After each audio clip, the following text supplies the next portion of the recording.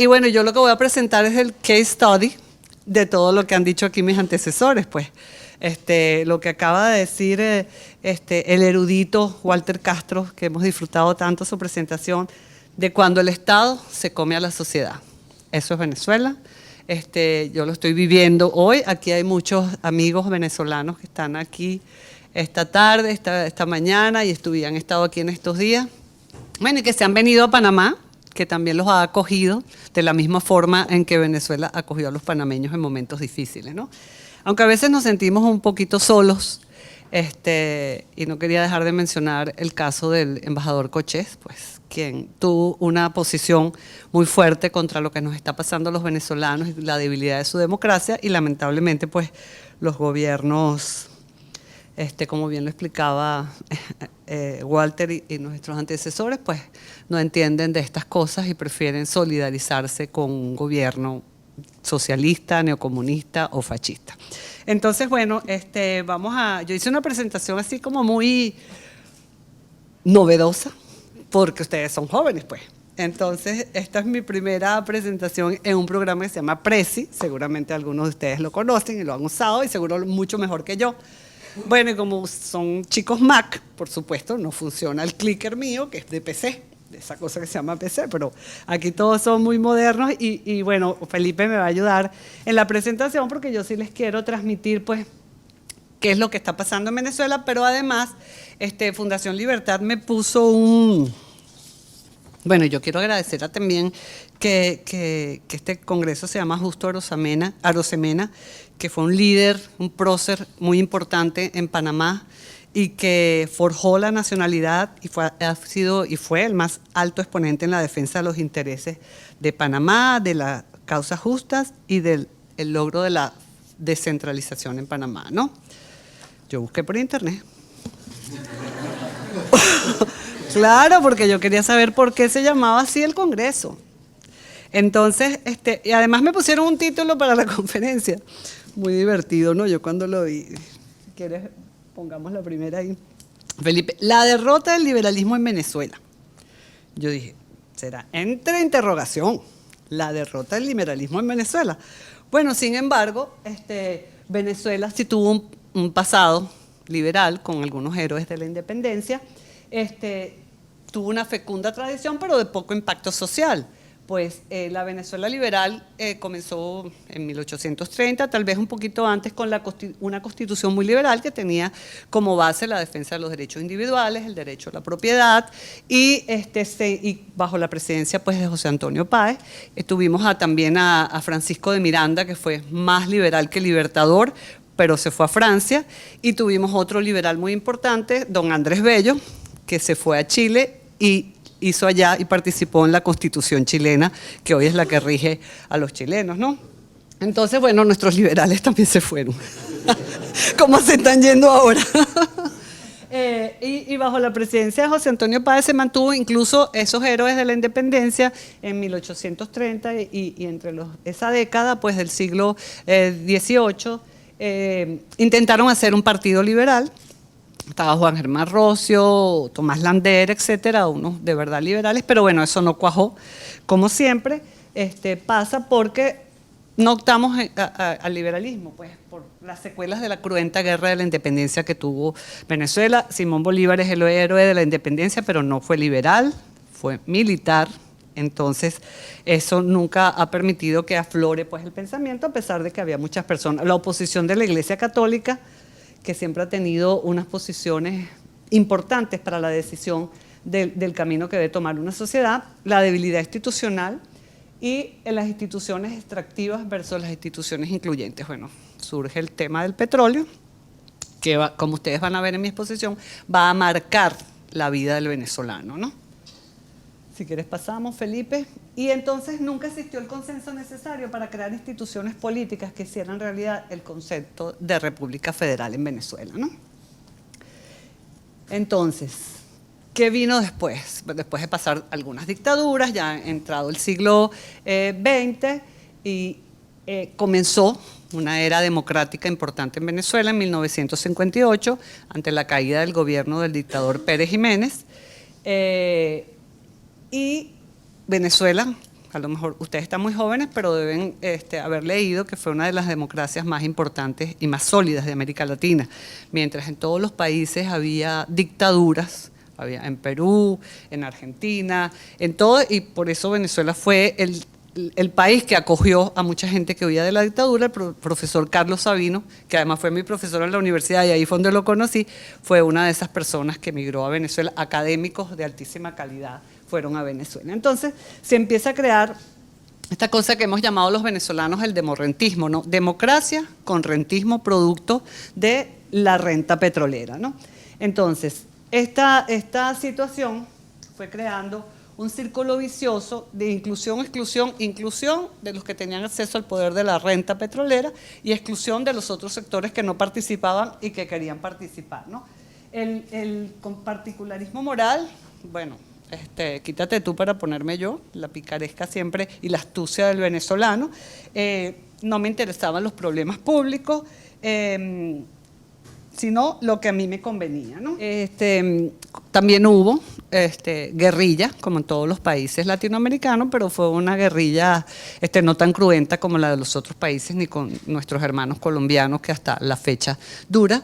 Y como saben, el presidente Caldera, que fue el que los pacificó, le dijo: miren muchachos, bajen ya de ahí, qué fastidio. Y entonces todos esos muchachos bajaron y se incorporaron a la lucha política, a los partidos políticos. Muchos de ellos fueron diputados, ministros, etcétera. Incluso Teodoro Pekov, que es una figura muy relevante en Venezuela en el área política, fue guerrillero, bueno, fue ministro también de planificación y parece mentira, pero bajo su ministerio se logró la reforma de la seguridad social en Venezuela, una primera parte de la reforma. Entonces se fueron pacificando. Entonces vamos pasando. Entonces, ¿qué pasó? ¿Cuándo vino la crisis? Pues el agotamiento de este sistema demorrentista en la década de los 80 y la incapacidad para introducir reformas, que produjo una respuesta que exacerbó los males que originaron las crisis precedentes, aunque con Carlos Andrés Pérez, pues por supuesto intentó unas reformas que más adelante les voy a comentar, pero todo esto que exacerbó los males originaron la crisis procedente y que es tributaria de un rasgo muy marcado en la sociedad venezolana: el militarismo. O sea, eso desde Simón Bolívar, desde la independencia, ha estado presente en la sociedad venezolana.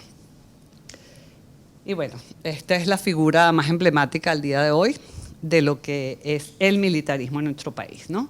Este señor irrumpe el gobierno democrático de Carlos Andrés Pérez, que le comentaba que fue el que en su segundo mandato empezó a introducir reformas económicas importantes, como deslastrar todos esos vicios que traía anteriores regímenes democráticos, pues el tema del clientelismo, irlo eliminando, reformas importantes como la de la seguridad social, apertura económica. Pues nuestros ministros en la época del segundo mandato de Carlos Andrés, seguramente muchos de ustedes los han ido a nombrar. Uno de ellos fue Moisés Naín, que fue el que se ocupó de toda la parte del Ministerio de Comercio e Industria, que empezó las reformas. El otro fue Ricardo Hausmann, quien hizo todas las reformas en la apertura económica. Son personas muy reconocidas. Ricardo Hausmann ahorita es el director del área de economía de la Universidad de Harvard. Moisés Naín, bueno, tiene hasta un programa de televisión que se llama Efecto Naín, no sé si lo han visto, es muy reconocido, fue director del Foreign Policy.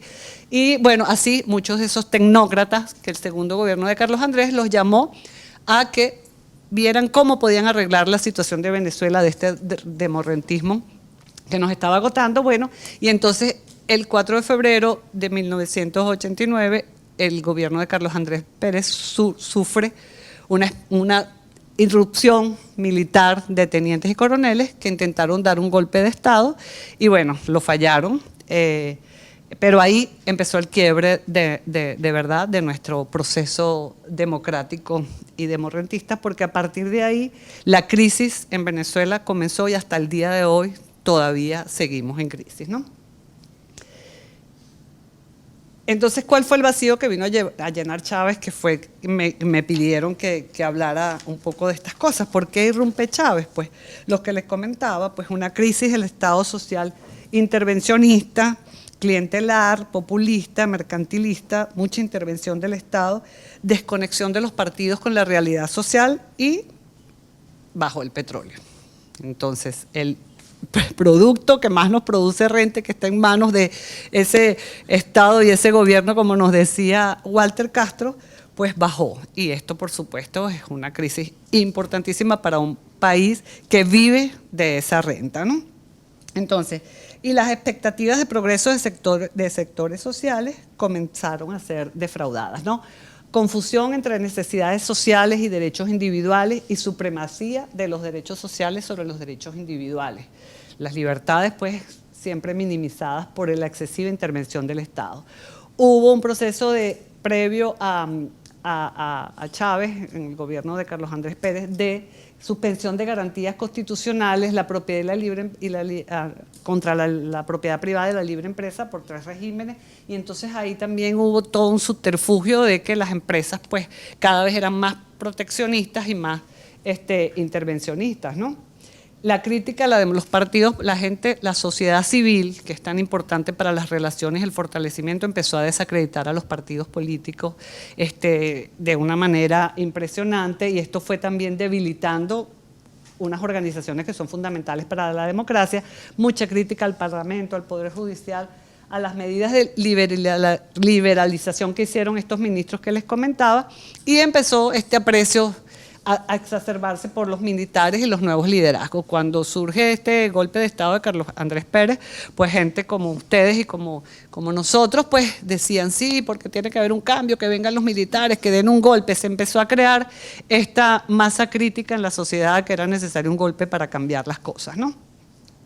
Y mucha resistencia y rebelión de las élites, de grupos de poder mercantilista y sectores con intereses contra las reformas del Estado y estas medidas económicas, que una de ellas fue el aumento de la gasolina. En esa época, no me acuerdo ahorita cuánto era que costaba la gasolina, pero ahorita cuesta 95 centavos de bolívar un litro de gasolina. Eso es 0,00002 centavos de dólar.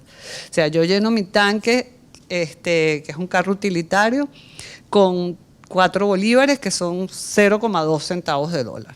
O sea, en esa época no me acuerdo, pero ahora para que ustedes vean la dimensión de lo que es ese subsidio. Y cuando este gobierno de Carlos Andrés Pérez, su ministro de Finanzas era Miguel Rodríguez, también un tecnócrata economista muy conocido, anunció el aumento de la gasolina, se presentó un momento muy feo que se llamó el Caracazo, donde la gente salió a la calle, saqueó, pasamos momentos muy duros en ese momento, y se ha venido hasta a descubrir en esta época que todo tenía que ver con esta gente, de estos militares que estaban conspirando de alguna manera. Entonces fueron momentos muy cruentos para el Venezuela, murió mucha gente, etcétera, ¿no? Entonces todo esto que se fue aunando vino a, dale el otro para que pague, vino a ¿cómo se llama? Vino a coincidir en lo que por la vía electoral a Hugo Chávez Frías entra en la escena electoral y viene todo el proceso de neocomunismo. Yo voy a tener que cambiarle ahora por neofascismo, como dijo Carlos Sabino, porque yo pensaba que tenía más que ver con comunismo, pero en fin creo que sí es fascismo, que se ha dado en denominar el socialismo del siglo XXI. Aquí los más jóvenes ya creo que conocen mucho de esto, porque ha sido una constante de que este socialismo del siglo XXI se quiere apropiar de toda América Latina, ¿no? Entonces, bueno, la consigna y el mensaje de esta gente era explotados versus explotadores. Pues Venezuela, la clase social, los pobres toda la vida han sido explotados por unos explotadores imperialistas, empresarios que son todos unos cocodrilos, etcétera, ¿no? Que se quieren comer a la gente. Entonces viene a crear otro círculo vicioso que hace que este sistema quiera crear una igualdad sustantiva y un colectivismo, y plantea el debate en la lucha de clases. O sea, el marxismo otra vez, la lucha de clases, imperialista, burguesía parasitaria, derecha corrupta, etcétera. Y todo ese sistema está fundamentado en la planificación y el control estatal y la propiedad social. En Venezuela no se habla de propiedad privada, sino de propiedad social. Estado unitario y comunal, las comunas son el centro social, y la democracia revolucionaria y participativa. Como ven, este esquema de teoría de sistemas que les puse allí es Cuba, pues es todo lo que Venezuela ha obtenido de la relación con Cuba y de cómo Cuba es la que maneja nuestro país y vive de la renta petrolera de Venezuela. Cuba vive en estos momentos, bueno, desde hace 14 años que está Chávez, de la renta petrolera porque el ídolo del presidente Chávez es Fidel Castro, es su maestro, su doctor, su médico, etcétera, etcétera, ¿no? Entonces, como se han dado cuenta. Entonces, esta construcción de íconos en el imaginario colectivo es lo que crea todo un desorden de disonancia cognitiva para la gente, pues la gente que de alguna manera se sintió excluida en los regímenes anteriores y no tuvo acceso a la renta, ¿no? Entonces, esto trajo como consecuencia, pues como ven allí, el despilfarro, lo que estamos viviendo los venezolanos hoy, desorden institucional, empobrecimiento, porque se asume el pueblo el poder para la transformación y en contra del capitalismo, ¿no?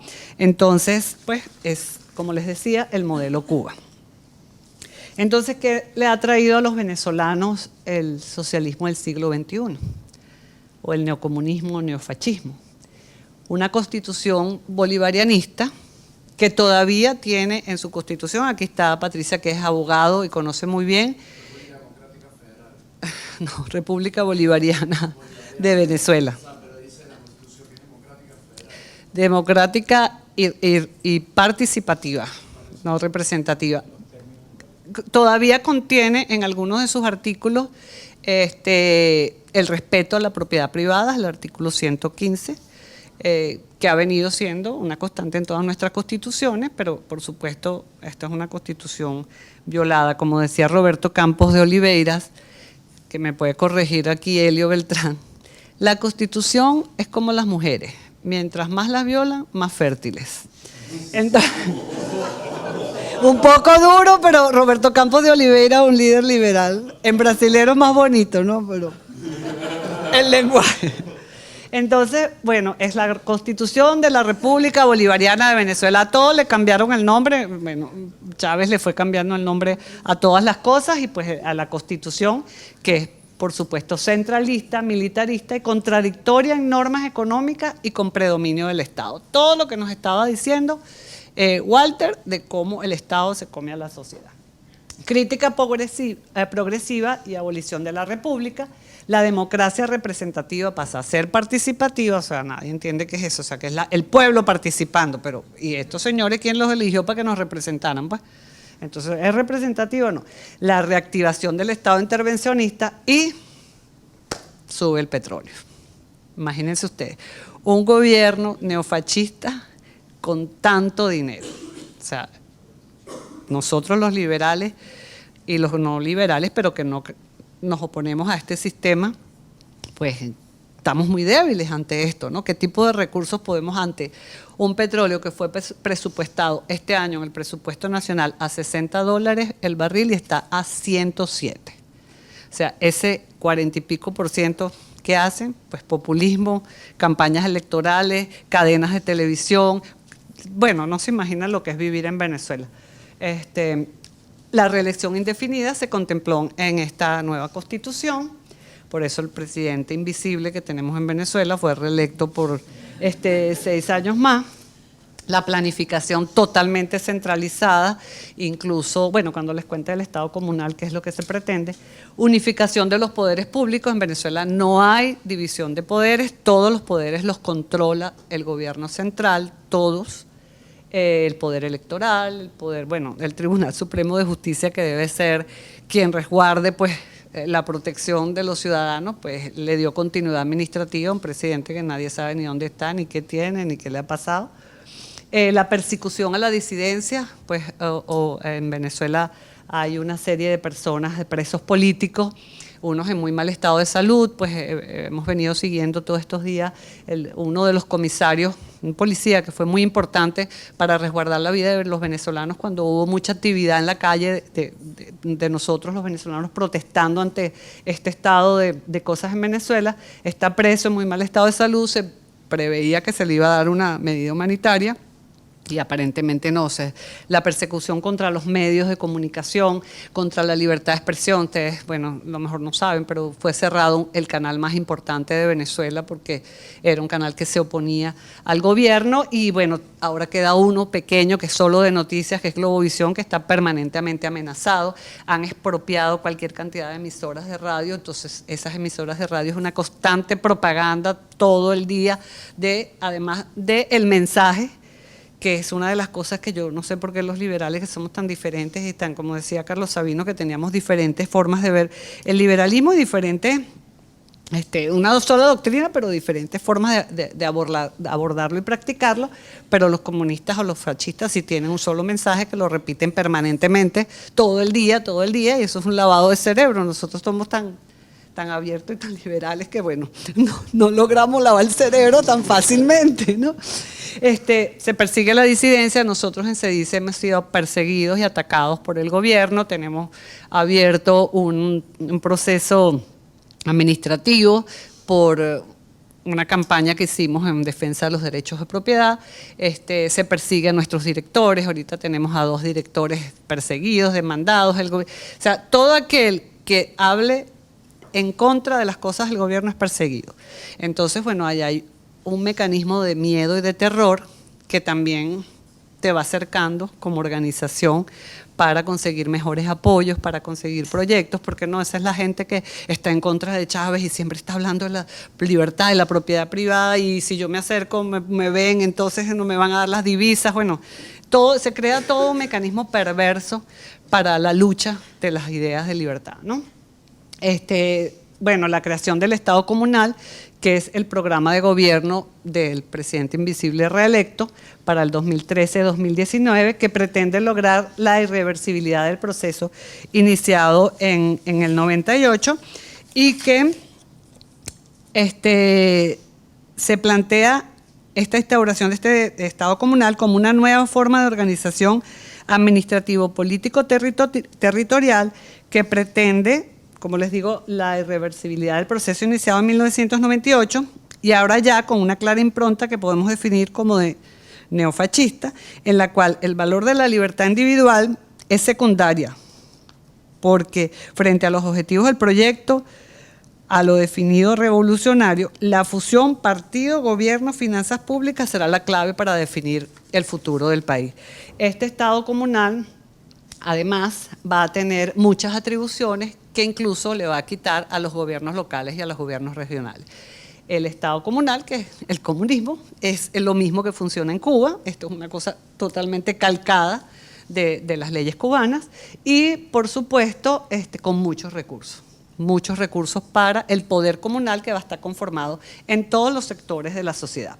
Y la política sistemática de conocimiento de la propiedad, el sostenido aumento de la propiedad estatal, la criminalización de la libre empresa, lo que ha creado pues un mercantilismo también bajo la égida de este gobierno, y la crisis económica, la inflación más alta de América Latina, si no la más alta del mundo.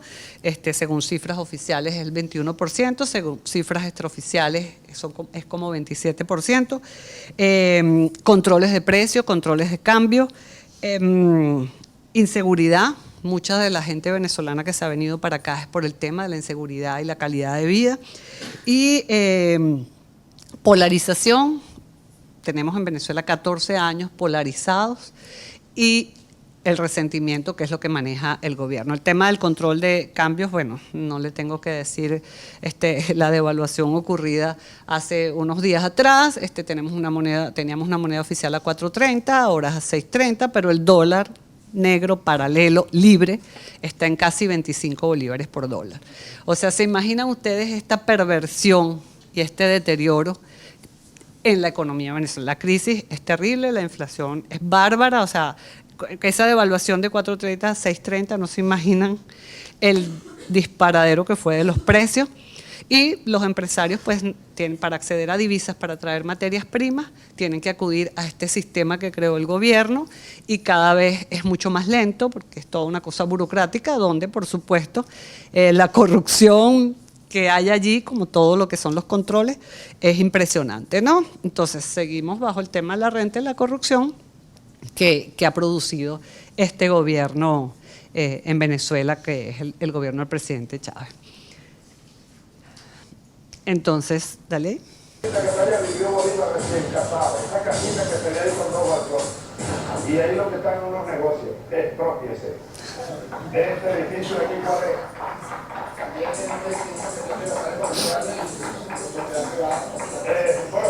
señor alcalde.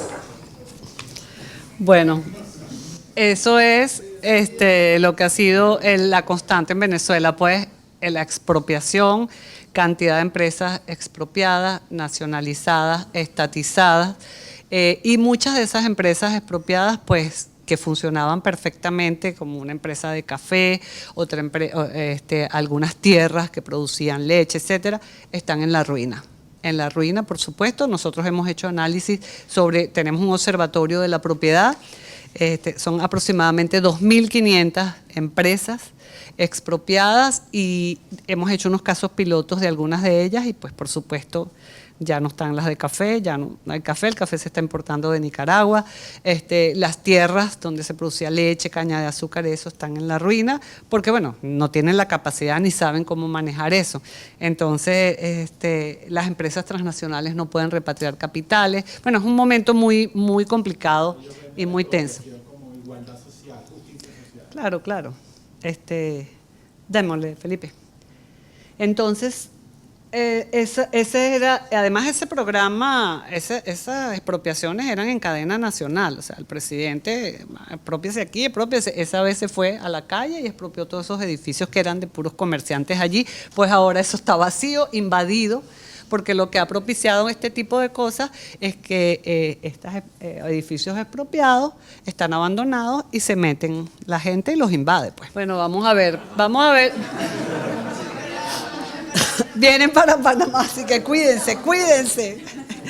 Mire, pero y como me lo plantearon ahí en la presentación, que si hay una salida política para Venezuela, pues sí, vamos, dale.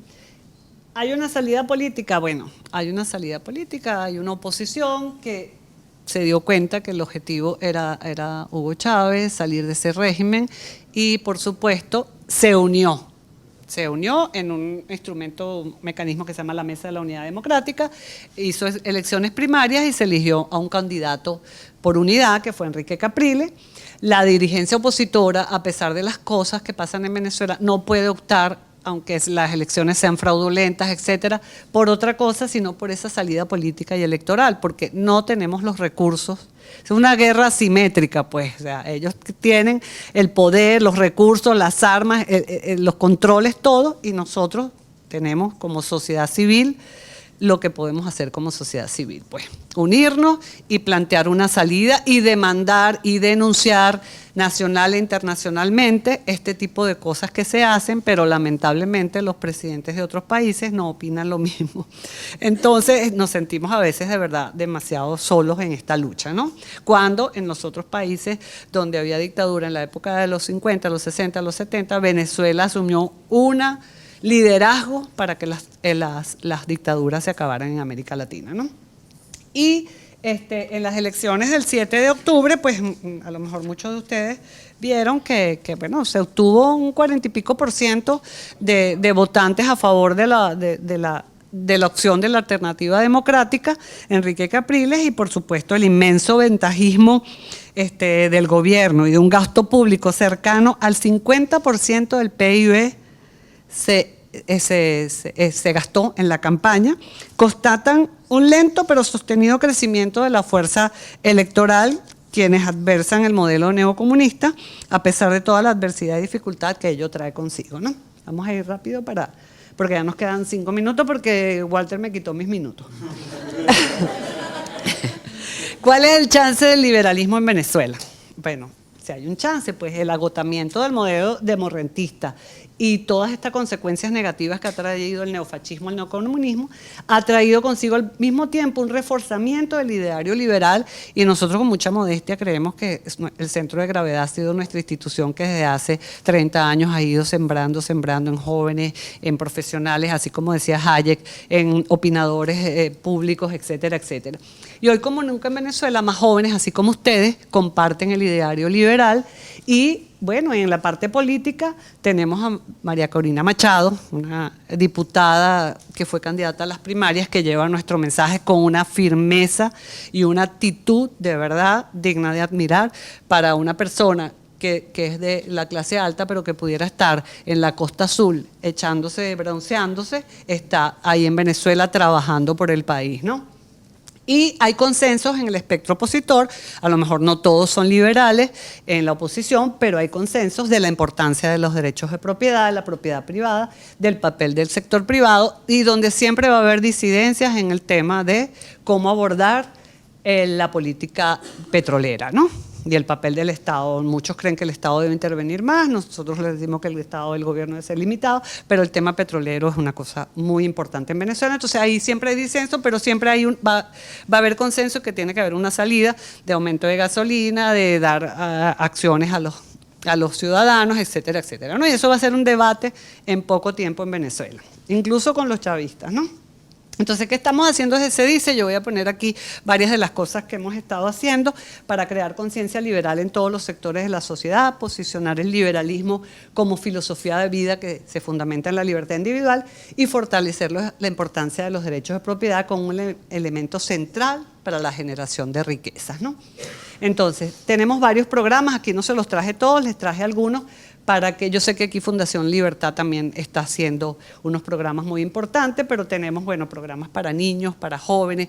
El profesor Martín Krause, que no sé si está por aquí, pero desde hace 6 años, y él lo puede constatar y se lo pueden comentar, yo le di a un estudiante de economía que se formó en CEDICE el libro de Martín Krause, Economía explicada a mis hijos. Le dije, yo quiero que me hagas un proyecto para niños, niñas y jóvenes con este libro. Bueno, y entonces ese muchacho me trajo una propuesta y la trabajamos entre los dos, y ese programa, no se imaginan el éxito que es en Venezuela. Es enseñar economía en los colegios a partir de cuentos infantiles, que es el libro del profesor Krause. Entonces, estamos en todos los colegios del área metropolitana de Caracas y en 2 estados de Venezuela. Esto requiere recursos, pues permanentemente estamos presentando los informes que son muy, muy de impacto por la calidad de la enseñanza, y los jóvenes que están a cargo del programa le han incorporado otras actividades dinámicas, ¿cómo se llama? Obras de teatro con base en los cuentos, juegos, juego de palabras, sudokus, todo con base en los conceptos de economía de mercado. El Principito es los derechos de propiedad, Heidi es el dinero, cada cuento tiene la acción humana, etcétera. Entonces se los recomiendo ampliamente, ¿no? Y tenemos en nuestro programa País de Propietarios, que es precisamente para crear awareness sobre el tema de la propiedad en los sectores populares, el tema de construir un relato alternativo al proyecto de país con base en los derechos de propiedad. Si quieres, le das un zoom ahí. Esto, bueno, tenemos el Círculo Bastia igual que ustedes. Hoy precisamente tenemos uno sobre el tema del colectivismo, y en la mañana tuvimos la presentación del Índice de Libertad Humana y de Libertad Económica. O sea, siempre hacemos mucha actividad, y cursos con jóvenes también. Entonces, esto es una de las actividades. Pasemos a la... Bueno, esto fue parte de la campaña y la tenemos en YouTube y la distribuimos y la presentamos en cada uno de los eventos donde vamos.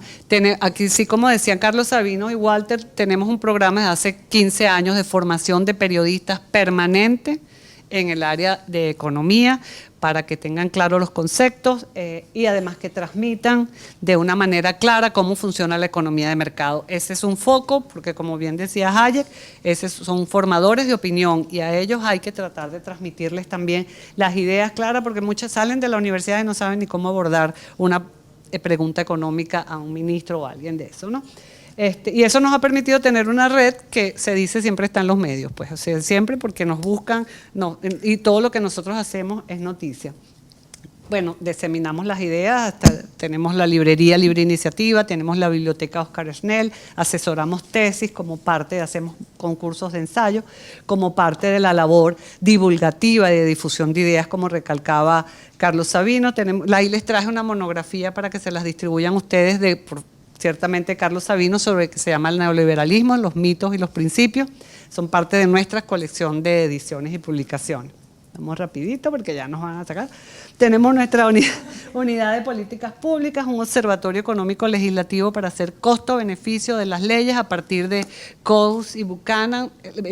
Diseñamos nosotros mismos la metodología para hacer análisis costo-beneficio de aquellas leyes que más impactan a los ciudadanos, ¿no? Y salimos a los medios para decir todo.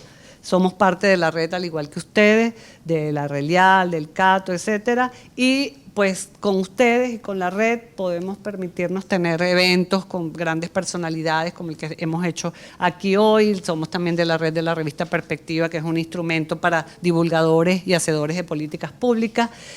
Además participamos en todos los concursos, la gente nuestra participa en todos los concursos de ensayo, y este año el de Caminos de Libertad, el año pasado ganaron 2 venezolanos, el primero y el segundo lugar. O sea, que participen, escriban, no saben lo importante que es hacer el ejercicio de escribir. A lo mejor en un principio no les va a gustar, pero háganlo, lean.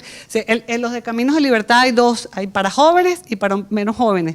Entonces, o sea, hay una oportunidad grandiosa para escribir, hacer el ejercicio. No saben lo importante que es diseminar, escribir, formarse esa costumbre de escribir. Es un ejercicio bien importante. Y además ustedes que se van a convertir en multiplicadores de esto.